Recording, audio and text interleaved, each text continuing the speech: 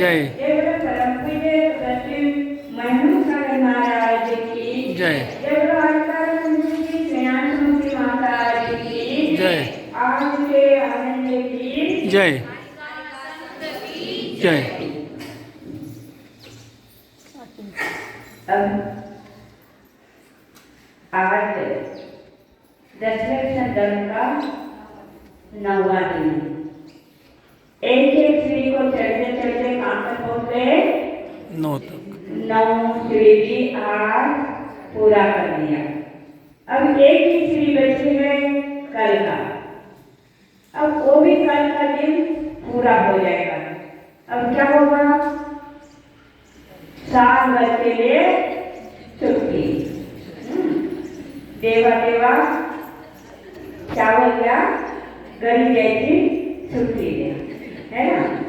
असं होते होतील की नाही? हां, तर आता झाले आपले 10 दिवस संपले। आता पुढच्या वर्षी बाबा युसला काय काय करायचं? हां, जे होतील ते करायचं आता। का? 10 दिन के लिए हम लोगों ने क्या किया? संयम पालन किया।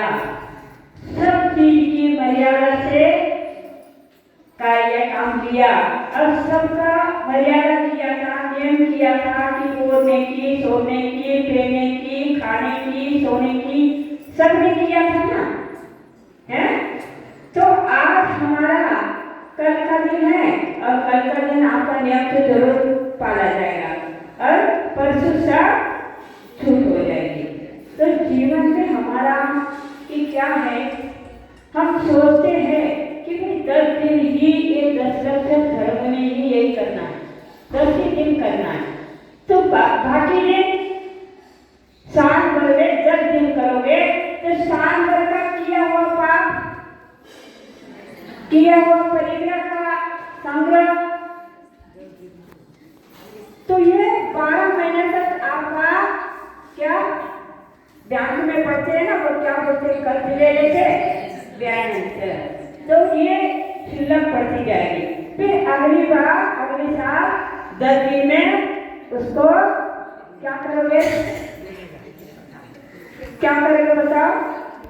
यूज करेंगे, खर्च करेंगे। हाँ, यूज करेंगे, खर्च करेंगे। हमारे महीने में बता रहे, सही है। तो ये है, पर ऐसा नहीं है कि हम 10 दिन ही ये हर भगवान में ही करना चाहिए, ऐसा नहीं है। कोई जीवन का भरोसा नहीं है, कब क्या होगा पता नहीं है। तो इसीलिए आचार्य ने अभी हमने सुबह एक किया, पूजा किया, रोज एक धर्म की विधान कर रहे। तो आज का दिन 12 भावना पूरा उसमें आया। 12 भावना बताया ना? 12 भावना कौन से? रोज ही 12 भावना का पाठ करते हो, है ना? पहले भावना क्या है? अनित्य। अनित्य में क्या हुआ? अनित्य का मतलब क्या होता है? कोई नित्य नहीं, नित्य नहीं है, कोई शाश्वत नहीं है। सब राजा राणा छत्रपति हासिल के अथवा मरना सबको एक दिन अपने अपने बार। तो राजा राणा छत्रपति जो राजा है, छत्रपति है, जो भी है, ये सब एक दिन नष्ट होने वाला, नश्वर है। ये कब क्या होगा? कब आज करोड़पति है तो कल रोडपति बन जाएगा, इसका कोई भरोसा नहीं। जैसे हमने पाप पुण्य का बीज बोया है, उसी के अनुसार हमारे जीवन में वो काम करता है। तो इसीलिए आचार्य ने बता दिया, जो चीज को अपना माना हुआ है ये शाश्वत नहीं है, नित्य नहीं है, अनित्य है। ये कब हमारे से त्याग हो जाएगा पता नहीं है। अरसर अरमने आने कुदरिगरो मित्तु यौवन सिरवैनु ಎಲ್ಲ ತುಂತುರ ಮಳೆಯಲ್ಲಿ ಬಣ್ಣ ಬಣ್ಣದ ಬಿಲ್ಲು ಮೂಡಿ ಹೋದಂತೆ ಜೀವನ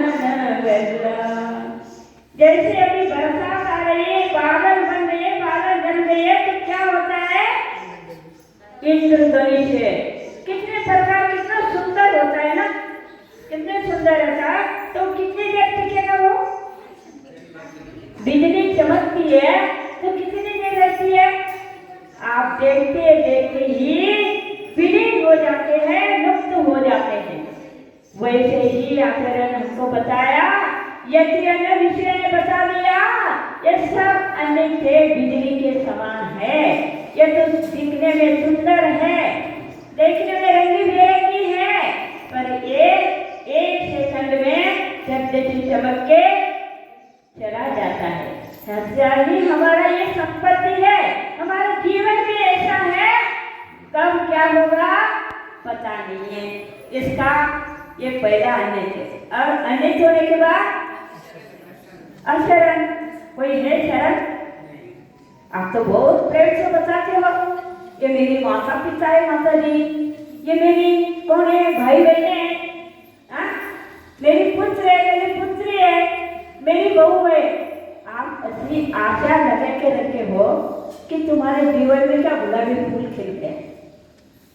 थोड़े दिन देखो, फिर दोनों आंखों में से आंसू बहाना पड़ता है। क्यों? कोई किसी का नहीं है, सब आपको चाह लेंगे। आप नहीं भी चाहोगे तो वो खुद ही चाह करके आपको छोड़ के चले जाते हैं। तो ये जीवन का संसार का लीला है, कोई शरण नहीं है। हमारे जीवन में शरण कौन है? बीजनाथ प्रभु है, निर्ग्रंथ गुरु है, सिद्धांत शास्त्र है, यही हमारे लिए देव शास्त्र शरण है, अन्य कोई नहीं है। तो ये अशरण भावना बता रहे। अशरण के बाद संसार वाले के रुचि ना, बहुत मजा आता है। केवल खाने को कम नहीं, पीने को कम नहीं, बोलने को कम नहीं, कोई कम नहीं। माता जी हमारी घर में भगवान की कृपा से बहुत कुछ दिया, भगवान ने बहुत कुछ दिया हमको, दिया ना। इतनी खुश होके बताते हो, इतने खुश हो जाते हो।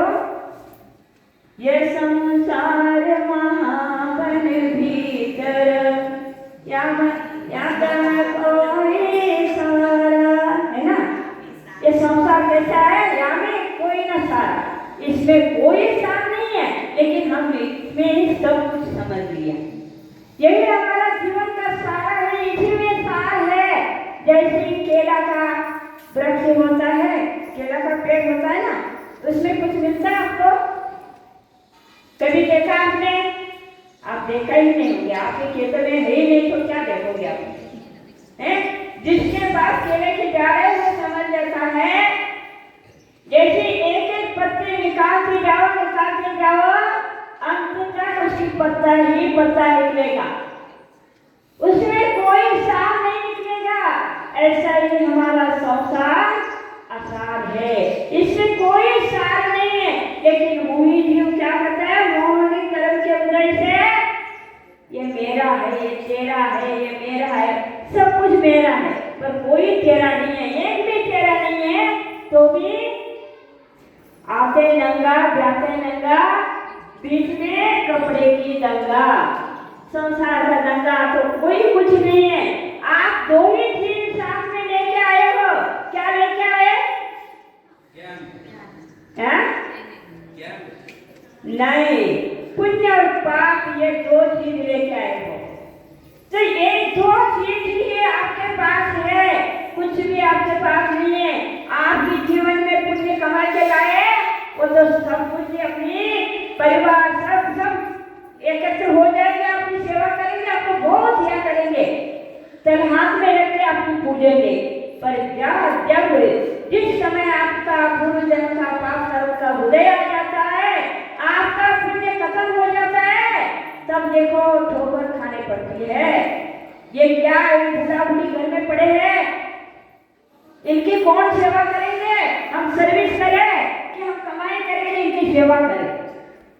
यही हो जाता है। करोड़पति भी हो, उनकी तृष्णा बढ़ती जाती है कि वो ये नहीं सोचता कि धर्म करने से, सेवा करने से क्या मिलेगा। तृष्णा नागिनी चौचौदन के लहर जहर की आवे, है ना। तृष्णा रूपी नागिन जैसी जैसी डंक मारती जाएगी, वैसे वैसे हमारी होकर बढ़ती जाएगी, कभी कभी नहीं होगा। तो ये संसार की लीला है। तो संसार में कुछ भी नहीं है, पर ये हम संसार को हम पकड़ के रखे हैं, इसलिए हमारा जीवन इसमें व्यस्त जा रहे हैं। अब संसार होने के बाद एकत्व आता है। देखो एकत्व में क्या होता है? सबको पाठ है। आप अकेला अवतरे मरे कला कोई है आपके पास? अकेला ही आए हैं, अकेला ही जाना है, कुछ भी नहीं है अपना, कुछ भी नहीं है। इतनी सुंदर सुंदर बातें आपको उदाहरण देकर बताया, लेकिन हम सभी प्राणी उसको समझ नहीं पा रहे। यही सारा है, यही अच्छा है, यही हमारा जीवन, यही समझ के हम मूर्ख जैसी संसार में भ्रमण कर रहे हैं। कोई किसी का नहीं है, जाना ही अकेला है, आना ही अकेला है। तो इसमें कोई अपना को सुख देने वाला नहीं, कुछ दुख देने वाला नहीं, सब कुछ हमारे ही साथ है। सिर्फ अपना आत्मा ही अपना है, बाकी सब पराई है, सब कुछ वो नष्ट होने वाला है। अब आगे की भावना अन्यत्व। अन्यत्व में क्या है? ये मकान मेरा है ना, ये परिवार मेरा है? सब कुछ अपना है?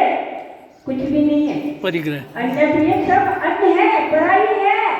ये जो हम ये मूढ़ बुद्धि क्या कर रहे हैं कि ये मेरा है, ये मेरा है, ये तेरा है, इसी में लड़ाई करके हमारा जीवन गंवा रहे हैं। तो ये कोई भी हमारा नहीं है, ये सब अन्य है, अन्य नहीं पराई है। अपना ही अपना नहीं है, अपना ही शरीर अपना नहीं है, जहाँ देह अपना नहीं, तहाँ न अपना कोई कर संपत्ति कोई नहीं, हमारा शरीर ही अपना नहीं। तो ये बाकी किसका है? किसी का भी नहीं है। ये क्या कौन सी भावना बताए? अन्यत्व भावना। अन्यत्व होने के बाद अशुचि। देखो संसारी प्राणी, भले ही हमको यौवन मिला है, रूप मिला है, सब संपत्ति मिली है, आपके पुण्य से सब कुछ मिला है, तो उसकी इसमें हम क्या उसी में रंगा है। क्यों? बहुत सुंदर है। आप परीक्षार्थी हो, आप गुण को नहीं देखेंगे, आंतरिक गुण को नहीं देखेंगे, इनका धर्म कर्म नहीं देखेंगे, क्या देखते हो? रूप रंग को देखते हो।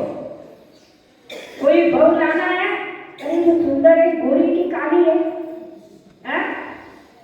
अच्छी है, दिखने में अच्छी है, यही पूछते हैं ना भाई, सुंदर बहू लाना है। रूप से सुंदर हुआ, गुण से सुंदर नहीं हुआ तो कुछ काम का नहीं है। बड़े घर की बहू लाते हो, बड़े बड़े घर तो देख लिया, उनकी संपत्ति की लालच में आप क्या करते हो?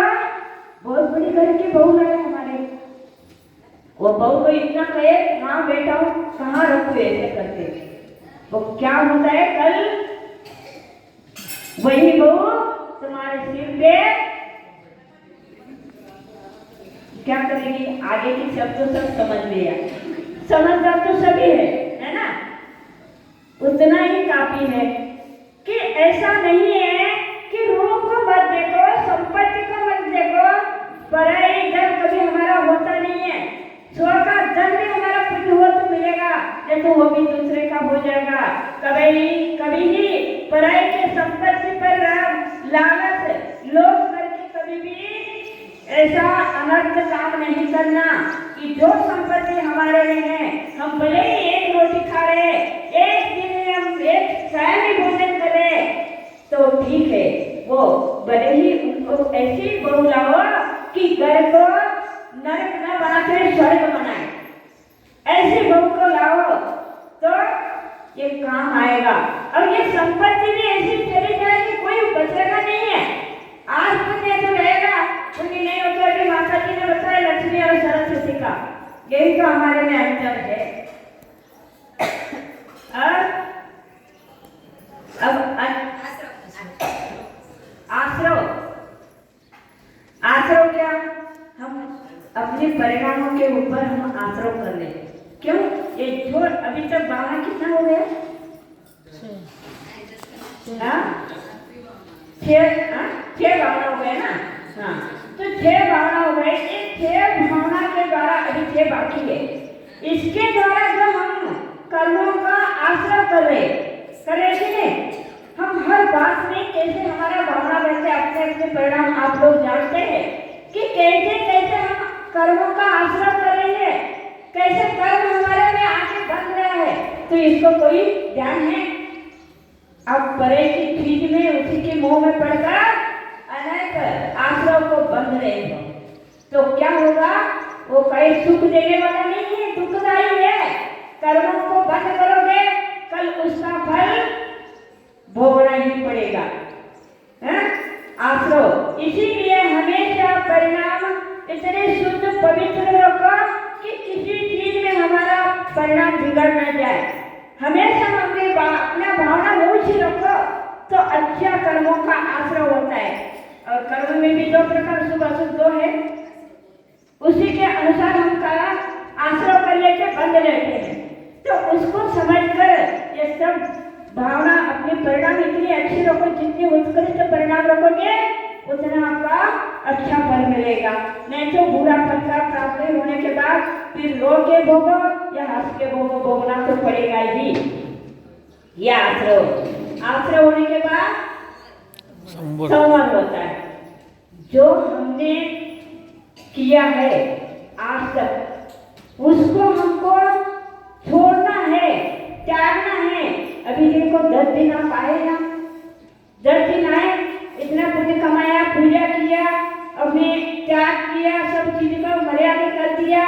घर भी थोड़ा भूल गए, कोई और आया थोड़ी बार भूल भी गए, घर के काम सब छूट गए, है ना। तो ये क्या हुआ? पुण्य का आश्रय हो गया, तो पाप आश्रय का कम हो गया।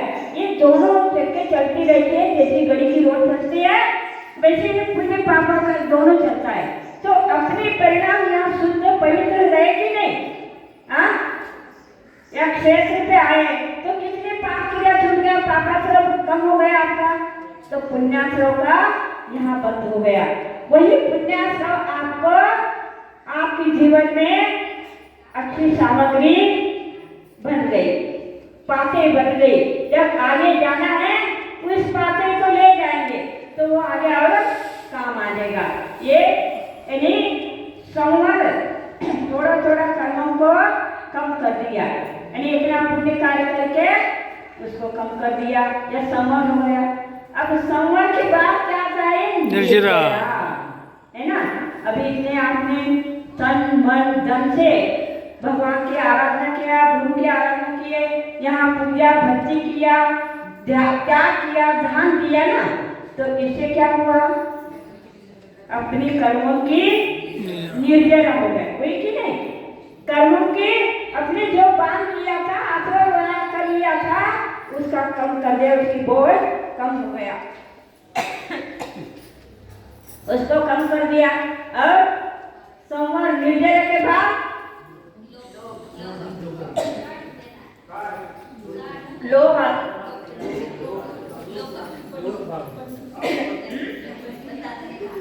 अब उसके बाद क्या आता है?